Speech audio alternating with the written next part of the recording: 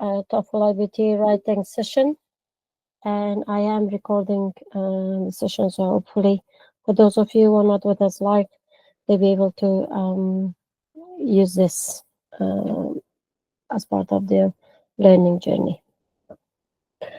So today I will give you some feedback on your homework, some general feedback. Those who have given me, send me their homework, by now they have received feedback, and also I'll give you opportunity if you have any question to ask. Otherwise, tonight I am going to concentrate on using brainstorming for writing task. Obviously, with it, I will give you practice, and then we will end up with what's the homework for this week. So in terms of the homework, first week homework was very impressive. Second week, I did not receive that many submission. For those of you who submitted, thank you. And for those of you who haven't, I'm hoping that you can hear my voice, you can see the presentation, and start to put some effort towards your homework. Doing this course is going to be beneficial only if you do complete the homework, and each week hopefully we'll be able to gain. Unfortunately, writing is very different to your reading and speaking. So the homework is probably the essential part of it, and if you complete it, it's for your own good, and if you don't, I can't force you. You're all adult. You just have to be responsible for enrolling into the course you have decided, so then you can benefit. I think for those of you who are submitting your work, and I am giving you detailed feedback, I think you're finding it beneficial. I do see improvement, and I think the improvement is going to start coming in from week 3 onward, because week 1 it was on academic writing, and week 2 was on writing discussions on the readings, as well as the lecturer's review. So as you all know, for TOEFL IBT, there's only 2 types of writing that you will be doing, and you don't have a choice. You will have to do both style of the writing. I think from what I received so far, you're doing very well with the academic writing, but maybe for the essay you need a little bit more practice. If you have any questions, I'm happy to answer the questions now, or what you can do is you can write your questions in the chat box, and I will be happy to answer the questions towards the end. The choice is yours. If you want to ask questions, or if you want to type your questions in the chat box in regarding feedback, or if you want me to consider a different style. In the past, I have asked a question, if you want me to choose as part of the feedback, if you want me to choose a student's homework to give a live feedback. Obviously, if I do that, I will protect your name. I will not reveal the name of the student, but at least until you guys are happy, I will not do that. Do think about it. and then maybe we can do a session on picking up a couple of students' essays and go through it together. For those of you who are receiving my homework, if you think that I am a little bit maybe too strict or too harsh, I do apologize. Our aim is to be honest and give you our honest opinion. So with my feedback, I try to start with a positive, what is good in the essay, and then go into negativity and give you some uh, tips. I can also consider to give you the essay that you give and give you a rewritten, meaning that if I improve it, and then I could give you to say that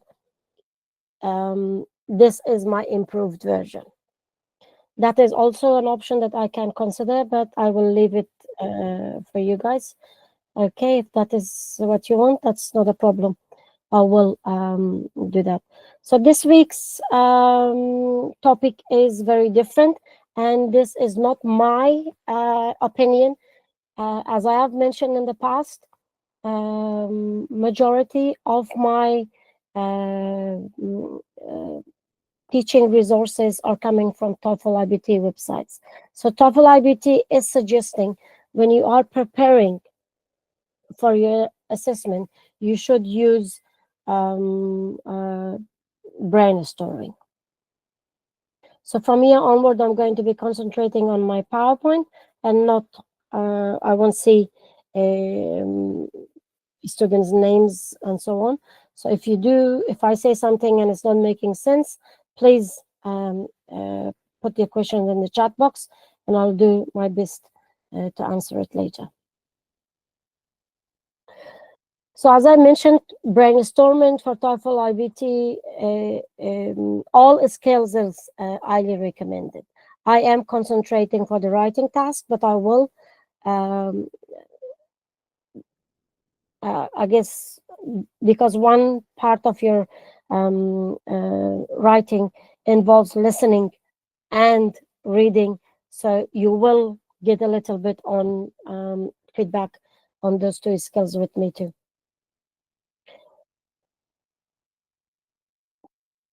When we are talking about brainstorming is basically your preparation. And if you remember, preparation time is only 2 minutes. So you don't have long. And if you are going to be doing this, you should be timing yourself. So make sure that you always have a stopwatch with you, a timer that will start to prepare you for the real assessment. And when you are for the brainstorming, it's always, so if you are doing academic discussions, which is quite often very general, what you read the questions and whatever comes in your mind, you start writing it down. You quite often it starts with writing word or maybe phrase. If you get time, then you start numbering it, and as you number it, anything that you think that is more important, that is going to be related to the topic that you're going to be writing, then you will include it. Anything that you don't want to, don't number it, don't use it, because remember, time is going to be crucial throughout your work. And this is going to be important not just for academic writing, but also for integrated essay also. So for both, it is recommended that you should be using, and don't spend too much on this, because the remaining should be on the essay, which means that your essay should be having a structures. After the keywords, then you should be considering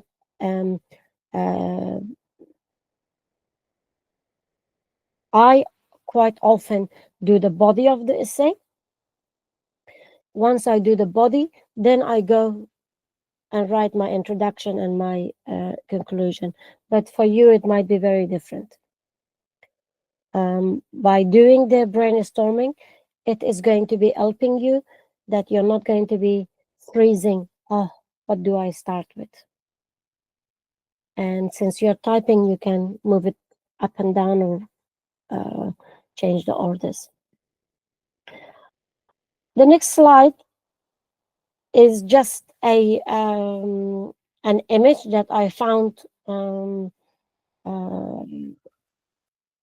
I'm telling you is that if you are going to be doing brainstorming, you can easily do your brainstorming. At least now that you're working with me, you can do it on a piece of paper. So this is probably the only time that I will accept that if you do your brainstorming with pen and paper, just take an image of it and submit it with your homework, because it is going to be compulsory that you have to provide me a copy of your brainstorming. So basically in the center is going to be the topic, and then anything that comes up in your mind. So the very first one is going to be the keyword, and then underneath might be some example if it comes to you. If not, just write down randomly each keywords or phrases. In that 2 minutes, as you write down the keywords, if an example comes in your mind, or something else about that word or that phrase, jot it under it. Then what you do is you're going to go and number it. So for example, if this is going to be 0.1, then you write down 1. If that is going to be 0.2, then you write down 2 here. If this is going to be 0.3, then you write down 3 there. And if that's going to be 4, 4 there. And then these ones, if you think that they're not important, then don't worry. But the good thing is brainstorming allows us to have something that we are not going to waste time as we start writing our article or essay. So this is a template, but if you don't want to use this, you don't have to. You're entitled to do however you like. You will see that the example that I'm going to give you, I'm not using that at all, because that taken me a bit longer to create and use this. This is an example that I also found from the internet. So this is a example of brainstorming. It has nothing to do with our topic, but I just wanted to show that it could be in any way, that your keywords are there and your explanations or examples are going outside of it. So in which directions you want to write, it's up to you. With that, I'm going to go in and now do real examples. So what I've done is, for tonight, I've done using brainstorming for academic discussions and for integrated. So I am going to be taking you through both style of writing for TOEFL IBT. And what I did was, rather than giving you completely a new topic, I decided to go and use the topic that we have already completed, and you did it and you've done your homework. So for those of you who have done the homework, you will see a different way. For those of you who haven't done, you're getting a second chance, but it also means that you have to be careful, and you're not going to be submitting me the ones that I'm giving you. But if you want to use this style, be my guest, perfectly fine. So if you remember, the very first week, your homework was academic discussions, and the general question was a mother's role in taking care of a child compared to the father. That which one is mother more important or father? That was, I think, the questions. I just briefly put that one in. So if this is the questions for brainstorming, what would one do? And this is, I did this one. So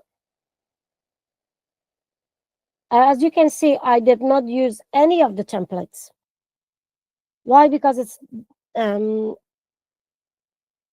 time, and also I want to expose you that there are many ways of doing it. But obviously I didn't do it on pen and paper. I wanted to type it. So there's some keywords highlighting agreement and empathy.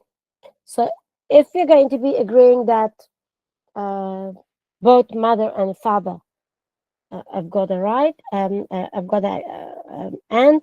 So remember, I'm not putting sentences, I am only putting keyword. Nurturing, maternal instincts, primary caregiver, breastfeeding, emotional bond, homemaker, responsibilities, empathy, tradition, traditional roles, cultural expectation, child development, attachment theory, the infant care. So these ones are if we agree to the questions. So the next one is disagreeing. Shared responsibility, modern parenting, paternal role, father-child bond, co-parenting, active involvement, gender equality, roles flexibility, father's nurturing side, support system, work-life balance, stay-at-home dads. Now, these are the keywords, and now I'm going to expose you to essays. Now, before I go to the essay, I'm just going to come back in here, and I will say that these essays are written for the parents in the Western country. So some of the ideas that's coming in here may not be applicable in our lifestyles in Afghanistan. So please do not um, misjudge me. This is just an essays that are written by students for TOEFL. This is not my personal view. So what is it? I'm the messenger. Don't shoot the messenger, please. Okay. So the sample essay. So I'm going to give you two essays, not just one. So this is number one. The statement a mother plays a vital role in taking care of the child compared to the father is a contentious topic in modern parenting discussions. While it is undeniable that mothers often play an essential role in child rearing, I strongly disagree with the notion that their contributions are more significant than those of the fathers. Both parents bring unique and equally vital strength to the upbringing of child, particularly in today's evolving societal landscape. So this is as I mentioned, you may not agree, but this is for a Western society. One reason for disagreeing with the statement lies in the increasing recognition of the shared parental responsibilities. In contemporary families, fathers are frequently as involved in nurturing as mothers, actively participating in activities such as feeding, bathing, and bedtime routines. For instance, studies on co-parenting highlights how father involvement positively impacts a child's emotional well-being and cognitive development. This challenges the outdated notion that caregiving is inherently a mother's domain.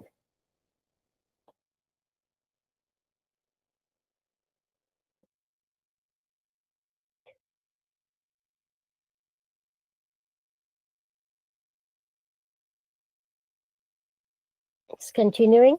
Additionally, modern parenting emphasizes role flexibility over traditional gender role. Many fathers, including stay-at-home dads, take on the primary caregiver role when mothers pursue their careers. This trend demonstrates that caregiving capabilities are not biologically predetermined, but instead rely on individual commitment and circumstances.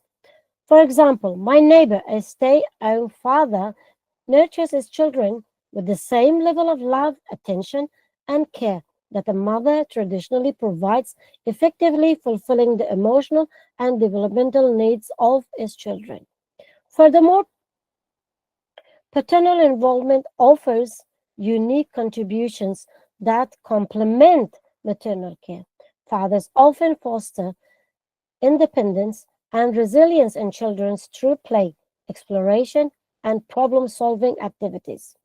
These interactions create a balance in parenting styles that contribute to a child's overall development. Research by psychologists such as Michael Lamb has shown that children with actively engaged father develop stronger social skills and higher academic achievement, proving that fatherly care is equally vital. It is also important to address the assumption that maternal care is inherently superior due to biological factors such as breastfeeding and maternal instincts. While breastfeeding undoubtedly offers health benefit, this aspect of caregiving is temporary and can be supplemented by alternative like formula feeding. Furthermore, maternal instincts are often shaped by social norms rather than intrinsic qualities, as many fathers demonstrate equal or greater nurturing capabilities when given the opportunity. In conclusion, I firmly disagree with the idea that mothers play a more vital role in raising children than fathers. In the modern context, effective parenting hinges on cooperation, shared responsibility, and mutual contribution from both parents. By embracing a balanced approach, children can benefit from unique strengths of each parent, resulting in a more holistic and supportive upbringing. So this was essay number one. And what I have done is this slide I'm going to let you guys at your own time to have a look. Very similar to how I give you feedback. I've only given you the breakdown of the evaluations in terms of the marking that this student has achieved 5 out of 5, so got a full mark, and why this student was given 5 out of 5. So have a look at that uh, evaluation just to give you. So what I've done is then the next couple of slides. Oh, I thought I've given you 2 slides. I may update. This PowerPoint again, and let me see. Or I think on the next one, maybe I've given you two different view. So the second one is voting system in the USA. Now, voting system in the USA was your second homework. Was in the second essay that you did. You had a reading article and a lecturer's opinion that was shared with you in week 1. For those of you who did not attend, please go back to Telegram. We did give you a file. So look at the file. I used the same files. And the question was, summarize the points made in the lecture, being short to explain how they oppose specific points made in the readings passage. This is the typical questions for the integrated essay. So I've used brainstorming here again. So this is the brainstorming. So a little bit on 2 slides. The main issues, inefficiency and inaccuracies in voting systems. So I've given some points. So here, rather than using words, I've used phrases. I also give some phrases for the advocating for the change. Why um, electronic voting is considered in United Nations, in the United States of America. So majority of the countries are going in that directions. Concerned about the computerized system. So what are the negative side of it? Supporting.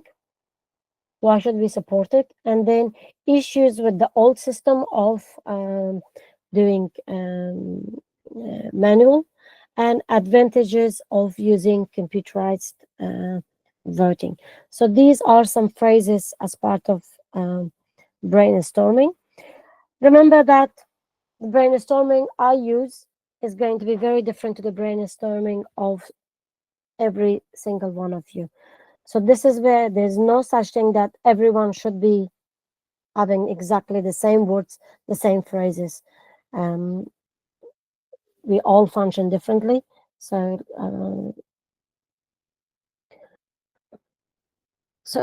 remember that for the integrated, you've got two components. We have the reading. So this one is on the reading, brainstorming just on the reading article. Brainstorming in here is referring also to you guys as summarizing, taking out some key points. Similarly, when you are listening to the lecturer, then you should be making summary. So brainstorming from the lecturer or the sound article or a text if you're given, once again, it is now considering on the lecturer's opinion, and I've given you some points in here.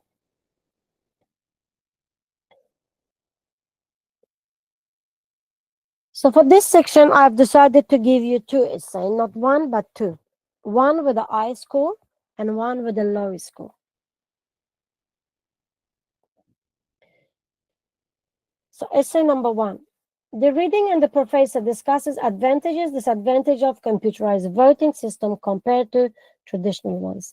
The reading supports the idea of computerized voting, claiming that it solves many problems in traditional voting. However, the professor disagrees, arguing that computerized systems create new issues. So here is the introduction to the essay. It is telling the assessor, the marker, that the essay is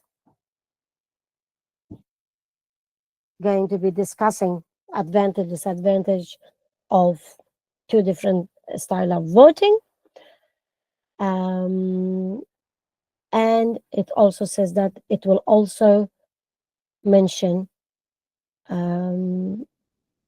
professor's view. And right away, the introduction tells us that the professor is not agreeing and will be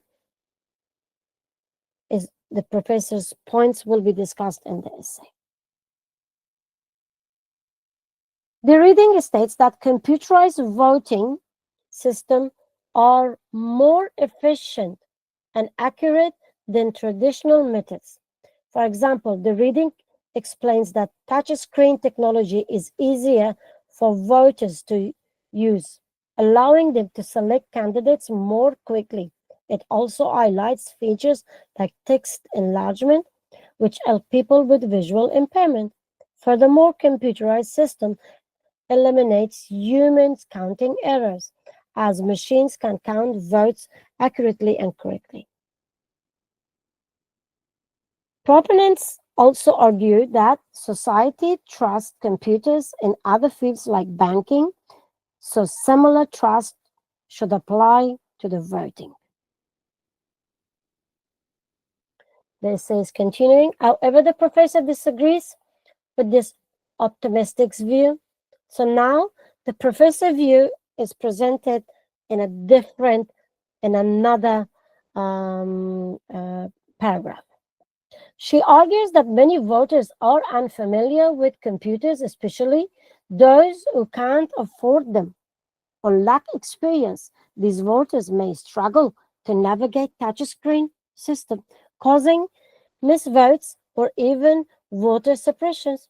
The professor also points out that while human error exists, computerized systems are not free from mistakes. Computers rely on programming, which can have glitches. These problems could delete or miscount thousands of votes. Unlike traditional systems, computerized votes often lack physical records, making recounts impossible if something goes wrong.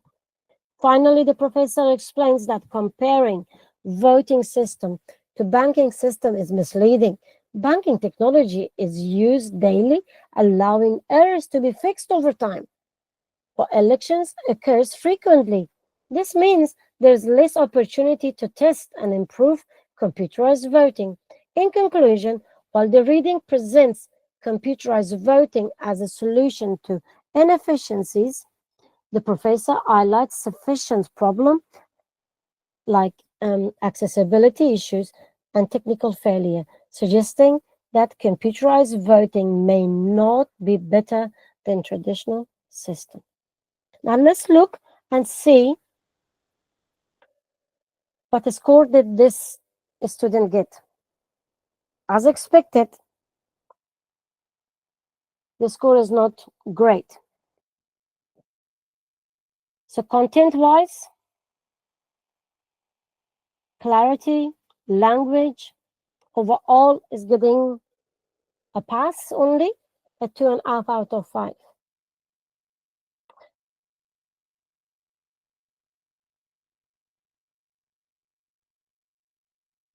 As I said previously, please go through the PowerPoint again and read the feedback score evaluation in a little bit more detail, please, because this will start to prepare you a little bit better. So the same topic, essay number 2. The reading passage argues that computerized voting systems are a significant improvement over traditional voting method due to their efficiency, reliability.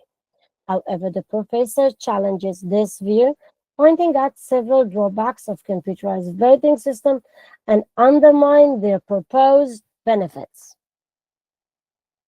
So once again, there is an introduction, but differently. According to the reading, traditional voting systems are inefficient and prone to errors, particularly when voters accidentally select the wrong candidates or officials make mistakes during manual vote counting. The passage claims that computerized system addresses these issues through user-friendly touchscreen technology, which simplifies voting and provides accessibility features like text enlargement for those with visual impairment. Additionally, the reading highlights that computerized vote counting eliminates human error and ensure fast and accurate results, reducing the need for costly recounts. Finally, proponents argue that society already trusts advanced technology in banking and communication, so similar trust can be existed to computerized voting. The professor, however, refute these claims by pointing out that computerized voting introduces new problems. While the reading highlights the user-friendliness of the touchscreen system, the professor explained that they are not accessible to everyone. Many voters, particularly those unfamiliar with computers or unable to afford them, might find this system intimidating or confusing. This lack of familiarity could lead to misvotes or discourage participation altogether. Effectively, this um,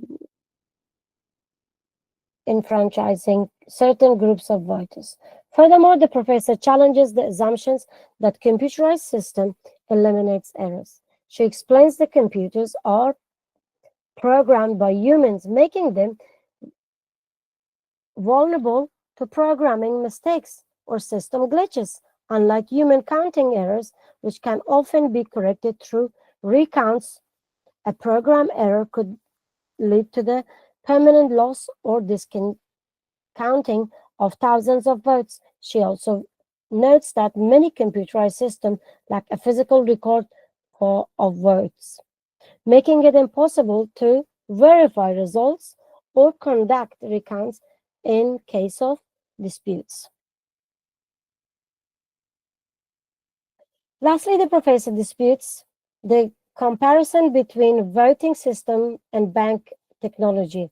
While banking systems are used daily and have undergone extensive refinements over time, elections occurs only occasionally. This infrequency limits the opportunities to identify and fix issues with computerized voting system, meaning they cannot achieve the same level of reliability as banking technology. In conclusion, while the reading emphasizes the efficiency and accuracy of computerized voting system, the professor effectively counters these points by highlighting accessibility challenges, the risk of programming errors, and the limited opportunity for testing and improving voting system.